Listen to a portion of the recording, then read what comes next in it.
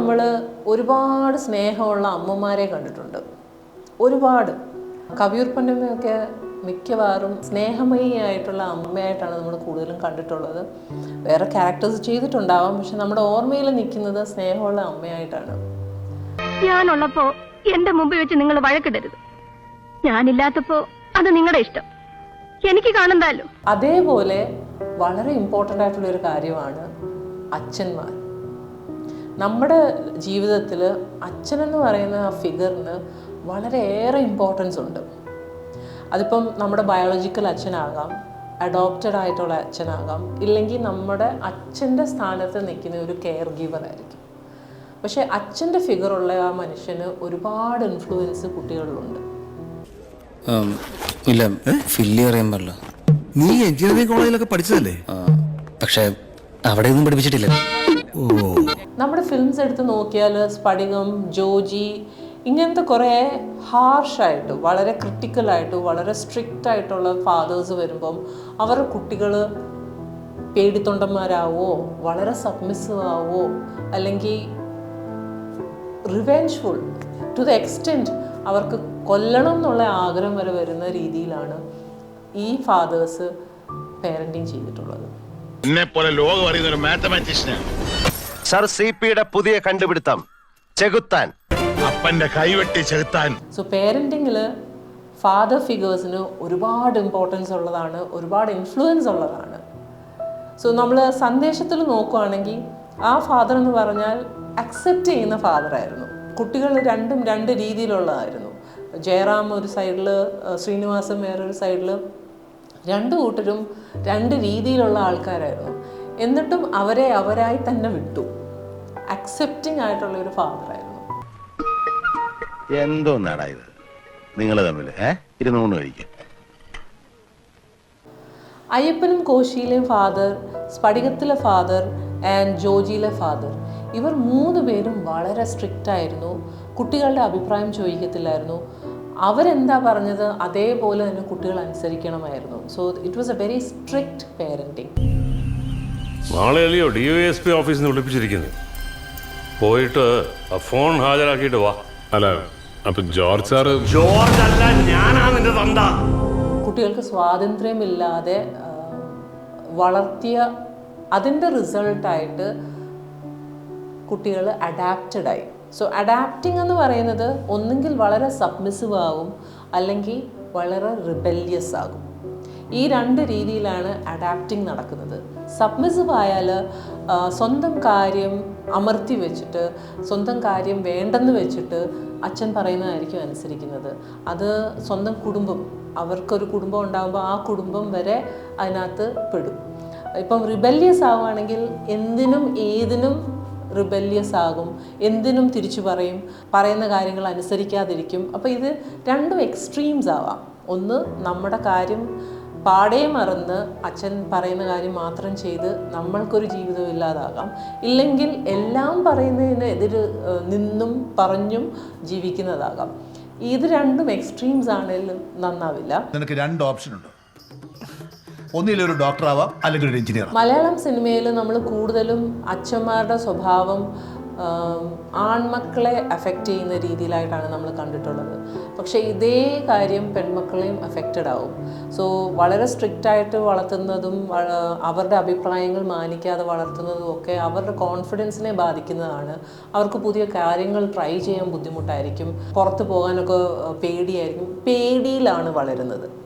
ഇപ്പം നമുക്ക് ചെയ്യാൻ പറ്റുന്ന കാര്യം എന്ന് വെച്ചാൽ, സന്ദേശത്തിലെ ഫാദർ ഉണ്ടല്ലോ, രഞ്ജി പണിക്കർ ചെയ്യുന്ന മിക്ക ഫാദേഴ്സും വളരെ അണ്ടർസ്റ്റാൻഡിങ് ആയിട്ടും വളരെ ഓപ്പണായിട്ടും കുട്ടികളുടെ അഭിപ്രായങ്ങൾ മാനിക്കുന്നതായിട്ടുള്ള ഫാദേഴ്സായിട്ടാണ് നമ്മൾ കാണുന്നത്. അതിൽ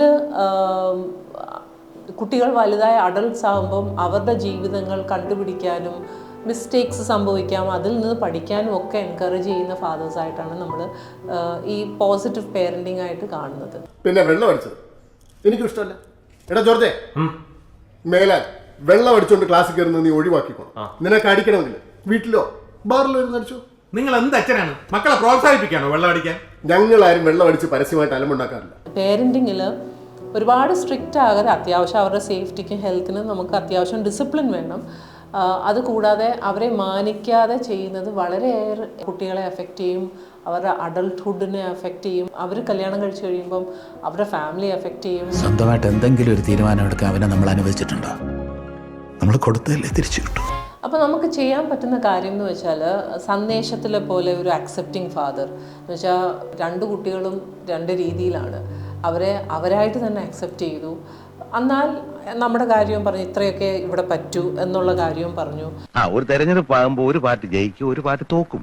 എന്നാൽ ഇങ്ങനെ ഉണ്ടാവും ഒരു തോൽവി. എനിക്ക് ചോറ് വേണ്ട, അവിടെ ഇരിക്കടാ. ഇരിക്കും മോനെ. പ്രകാശ. ഇല്ലച്ചാ, ഞാനൊന്നും മിണ്ടുന്നില്ലേ. ഓം ശാന്തി ഓശാനയിൽ വളരെ ഓപ്പണായിട്ട് കമ്മ്യൂണിക്കേറ്റ് ചെയ്യാവുന്ന ഒരു അച്ഛനായിട്ട് രഞ്ജി പണിക്കറുണ്ട്. ഇതാ എൻ്റെ പപ്പ മാത്യു ദേവസ്യ, നാട്ടുകാർക്ക് വേണ്ടപ്പെട്ട മത്തായി ഡോക്ടർ. ഞാനും അമ്മയും കഴിഞ്ഞിട്ടുള്ളൂ പപ്പയ്ക്ക് വേറെ ആരും. നമ്മൾ ചെയ്യുന്നതാണ് ശരിയെന്ന് പറഞ്ഞ് കുട്ടികളെ അത് അടിച്ചേൽപ്പിക്കാൻ പോകുമ്പോൾ അത് വളരെ നെഗറ്റീവായിട്ടാണ് അവരെ ഇമ്പാക്റ്റ് ചെയ്യുന്നത്. ചിലപ്പോൾ അവർ മിസ്റ്റേക്ക് ഉണ്ടാക്കാം, പക്ഷേ അവർ ആ മിസ്റ്റേക്കിൽ നിന്ന് പഠിക്കും. മിസ്റ്റേക്കിൽ കൂടിയാണല്ലോ നമ്മൾ പഠിക്കുന്നതും, ബാക്കിയുള്ളവരെ കണ്ടാണല്ലോ പഠിക്കുന്നതും. ചില കുട്ടികൾ കണ്ടുപിടിക്കും, ചില കുട്ടികൾ ചിലപ്പോൾ കൊണ്ടുപഠിക്കും. But that's okay. വരുന്നുണ്ട്.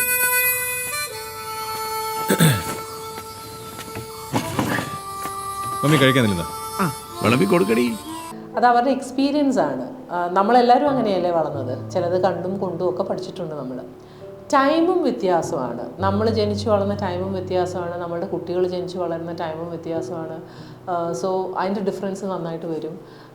ചില കാര്യങ്ങൾ നമുക്ക് മനസ്സിലാവില്ല, ചില രീതികൾ നമുക്ക് മനസ്സിലാവില്ല. And that's okay.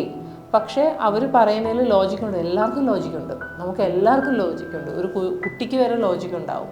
അപ്പം അവരുടെ ലോജിക്ക് എന്താണെന്ന് ചോദിച്ച് മനസ്സിലാക്കുക. അപ്പോൾ നമുക്ക് മനസ്സിലാവും എങ്ങനെയാണ് അവർ അങ്ങനെ തിങ്ക് ചെയ്തത്, എന്താണ് അവർ ഉദ്ദേശിക്കുന്നത്. ഒരു അണ്ടർസ്റ്റാൻഡിങ് വരും. എല്ലാവരും അവരുടെ മക്കൾ നന്നായി കാണണമെന്ന് ആഗ്രഹിച്ചിട്ട് തന്നെയാണ് ഇല്ലാത്ത കാശ് കൊടുത്ത് കഷ്ടപ്പെട്ട് പഠിപ്പിക്കുന്നത്. ആ ഒരു ഓപ്പൺനെസ് ഇല്ലെങ്കിൽ നമ്മുടെ കുട്ടികൾ നമ്മളിൽ നിന്ന് പലതും മറച്ചു വെക്കും. നമ്മളറിയാതെ ഓരോ കാര്യങ്ങൾ ചെയ്യും. നമ്മളെ പേടിയായിരിക്കും. നമ്മളോട് സ്നേഹം വരേണ്ടത് പേടിയിൽ നിന്നല്ല, ശരിക്കും അവരുടെ അണ്ടർസ്റ്റാൻഡിങ് ആണ്. എനിക്ക് അപ്രോച്ച് ചെയ്യാൻ പറ്റും എന്നുള്ള ഫീലിങ്ങിൽ നിന്നാണ് നമ്മളോട് സ്നേഹം വരേണ്ടത്. അതിന് നമ്മൾ ഓപ്പൺ ആയിരിക്കണം. പേരൻറ്റിങ് എന്ന് പറയുന്നത് കുട്ടിയെ നന്നാക്കുക അല്ലെ കുട്ടിയെ ശരിയാക്കുക എന്നുള്ള ഒരു കാര്യമേ അല്ല. പേരൻറ്റിങ് എന്ന് പറയുന്നത് നമ്മളുടെ സ്വഭാവം മാറ്റുക. നമ്മളാണ് അഡൾട്ട്സ്, നമുക്കാണ് ഇരുത്തം വരേണ്ടത്, നമുക്കേ മാറാൻ പറ്റൂ. ചെറിയ കുട്ടികൾ തൊട്ട് വലിയ കുട്ടികൾ വരെ മാറണമെന്ന് നമുക്ക് ശടിക്കാൻ പറ്റില്ല. അതല്ല പേരൻറ്റിങ്. പേരൻറ്റിങ് എന്ന് പറഞ്ഞാൽ നമ്മുടെ സ്വഭാവത്തെ റെഗുലേറ്റ് ചെയ്യുക എന്നാണ്. അതിൽ അച്ഛന്മാർക്ക് വലിയൊരു പങ്കുണ്ട്. പെൺകുട്ടികൾക്ക് ഫാദറിൻ്റെ കയ്യിൽ നിന്ന് കിട്ടുന്നത് ഒരു റിലേഷൻഷിപ്പിൽ എങ്ങനെ ആയിരിക്കണം എന്നാണ്.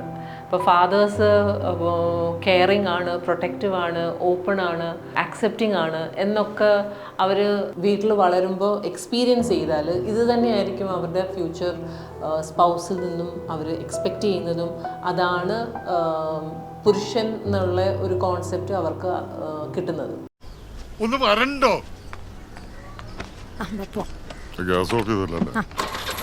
അയ്യോ അല്ല, നിക്ക് ചോദിക്കുമ്പോഴേ സംശയം. അല്ലാതെ വളരെ അതോറിറ്റേറിയൻ ആയിട്ട് പെരുമാറുകയാണെങ്കിൽ അവരതും നോർമലായിട്ട് അക്സെപ്റ്റ് ചെയ്യും. അപ്പം ഒരാൾ ടോക്സിക് ആണ് അല്ലെങ്കിൽ അതോറിറ്റേറ്റീവ് ആണ്, ഫ്രീഡം കൊടുക്കാത്ത ഒരാളാണെങ്കിൽ അത് വളരെ നോർമലായിട്ട് അവർ അത് അക്സെപ്റ്റ് ചെയ്ത് ചെയ്യുന്നതായിട്ടാണ് നമുക്ക് കാണാൻ പറ്റുന്നത്. വേറാസ് ആൺകുട്ടികൾക്ക് ക്യാരക്ടർ മോൾഡിംഗ് ആണ് കൊടുക്കുന്നത്. ഫാദറിൻ്റെ കയ്യിൽ നിന്ന് അവരുടെ ക്യാരക്ടേഴ്സാണ് അവർക്ക് കിട്ടുന്നത്. അപ്പോൾ ഈ 2 കാര്യങ്ങളിലും ഫാദേഴ്സ് ഒരുപാട് ഇമ്പോർട്ടൻ്റ് ആയിട്ടുള്ളൊരു റോളാണ് എടുക്കുന്നത്. ഇപ്പോൾ സപ്പോസ് ഒരു ഫാദർ ആബ്സെൻ്റ് ആണ്, ഇല്ല ഗൾഫിലാണ് അല്ലെങ്കിൽ മരിച്ചുപോയി, അങ്ങനെ എന്തെങ്കിലും ഒരു സിറ്റുവേഷൻ ഉണ്ടെങ്കിൽ ആ ഫാദറിന് പകരമുള്ള ഒരു മെയിൽ ഫിഗർ കാണും, ഒരു ഫാദർ ഫിഗർ കാണും. അവരുടെ ക്യാരക്ടറിസ്റ്റിക്സ് ആയിരിക്കും ആൺകുട്ടി എടുക്കുന്നതും. അവരെങ്ങനെയാണോ പ്രൊട്ടക്റ്റ് ചെയ്തത് അതാണ് നോർമൽ എന്ന് പെൺകുട്ടിയും കരുതും. സോ വളരെ ഇമ്പോർട്ടൻ്റ് ആയിട്ടുള്ള ഒരു ഫാക്ടർ എന്ന് പറഞ്ഞാൽ അച്ഛന്മാരാണ് ഇമോഷണൽ വെൽബീയിങ്ങിനും ഇമോഷണലി എങ്ങനെയാണ് മാനേജ് ചെയ്യേണ്ടതെന്നും ഒക്കെ പഠിപ്പിക്കുന്നത് അച്ഛന്മാരായിരിക്കും, more than the mothers. And നല്ലൊരു അച്ഛനാണെങ്കിൽ കുട്ടികളോട് കളിക്കുക, കുട്ടികളോട് വളരെയേറെ സ്നേഹമുണ്ടെന്ന് പറയുക, അവരെയായിട്ട് കാണുക. ഓരോ കുട്ടിക്കും ഓരോ രീതിയിൽ ഒരു അച്ഛനായിരിക്കും വേണ്ടത്, ഒരു കുട്ടിക്ക് ഓരോ രീതിയിൽ അമ്മയായിരിക്കും വേണ്ടത്. ഇപ്പം മുതിർന്ന കുട്ടിക്ക് വേറെ രീതിയിലായിരിക്കും ഫ്രണ്ട്ലി ആവേണ്ടത്, കുഞ്ഞു കുട്ടിക്ക് വേറൊരു രീതിയിലായിരിക്കും. അപ്പം നമ്മുടെ ഓരോ കുട്ടിക്കും ഓരോ രീതിയിലാണ് പേരൻറ്റിങ് ചെയ്യേണ്ടത്. വളരെ ടഫായിട്ടുള്ളൊരു ജോലിയാണ്, നമുക്കൊരു ട്രെയിനിങ്ങും കിട്ടാത്തൊരു ജോലിയാണ്. പക്ഷേ കുട്ടികളുണ്ടെങ്കിൽ നമ്മൾ അത് എങ്ങനെയൊക്കെ പഠിച്ചെടുത്ത് വായിച്ചറിഞ്ഞ് വീഡിയോസ് കണ്ട് ഒക്കെ നമ്മൾ പഠിച്ചെടുക്കുക. ബിക്കോസ് നമ്മൾ എന്താണോ അത് വളരെയേറെ അഫക്റ്റ് ചെയ്യുന്ന അടുത്ത ജനറേഷനെയാണ് നമ്മൾ വളർത്തിക്കൊണ്ട് വരുന്നത്.